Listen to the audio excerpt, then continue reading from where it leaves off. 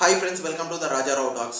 Review start చేసే ముందు ఒక చిన్న క్వశ్చన్ ఏంటంటే, చిన్నప్పుడు మీ ఫాదర్ మీతో ఎలా ఉండేవారు? ఫ్రెండ్లీగానా, స్ట్రిక్ట్గానా? కామెంట్ చేయండి. ఇంకా బేసిక్ కాన్సెప్ట్ ఏంటంటే, ఇది ఒక ఫ్యామిలీ డ్రామా సస్పెన్స్ థ్రిల్లర్.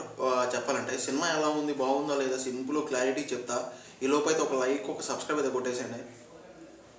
ఇది నా సిన్సియర్ రిక్వెస్ట్ ఫ్రెండ్స్, ప్లీజ్.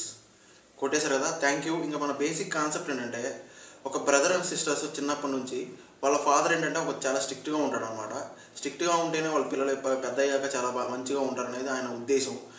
వాళ్ళ సిస్టర్ ఏమడిగినా కూడా బ్రదర్ చేస్తూ ఉంటాడు అనమాట. అంటే సడన్ టైంలో వీళ్ళు ఏం చేస్తారంటే, ఒక స్కూటీ వేసుకొని టీవీఎస్ ఎక్సెల్ వేసుకొని జర్నీకి అయితే వెళ్తారు, రైడ్కి అయితే వెళ్తారు. రైడ్కి వెళ్ళినప్పుడు ఏం జరిగింది మొత్తం కూడా వీళ్ళకి ఎలా మిస్ అవుతారు, ఈ తర్వాత వీళ్ళ ఫాదర్ మదర్ ఎలా పోలీస్ స్టేషన్లో కంప్లైంట్ ఇస్తే వాళ్ళు ఎలా వెతుకుతారు, అసలు ఏం జరిగింది, చివరికి వీళ్ళు ఎలా దొరుకుతారా లేదా, అసలు ఏం జరిగిందనే బేసిక్ కాన్సెప్ట్.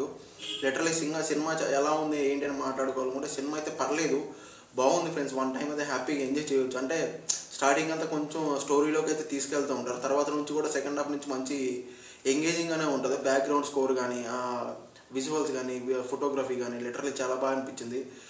ఎమోషనల్స్ కానీ, వీళ్ళ యాక్టింగ్ కానీ, ఆ ఫాదర్ అండ్ సన్ యాక్టింగ్ కానీ, వీళ్ళ పిల్లల యాక్టింగ్ కానీ, ఆ లాస్ట్లో ఎమోషనల్ క్లైమాక్స్ అయితే లిటరలీ చాలా బాగా అనిపించింది. వన్ టైం అయితే హ్యాపీగా ఎంజాయ్ చేయవచ్చు. ఇంకా ఫ్యామిలీతో కూడా చూడవచ్చు అంటే ఫ్యామిలీతో కూడా హ్యాపీగా చూడవచ్చు ఫ్రెండ్స్, నో ప్రాబ్లం. ఎటువంటి మసాలా స్క్రాప్ అయితే లేదు. ఓకేనా? నా రివ్యూ నచ్చితే ఒక లైక్, ఒక సబ్స్క్రైబ్ కొట్టేసండి. Thank you.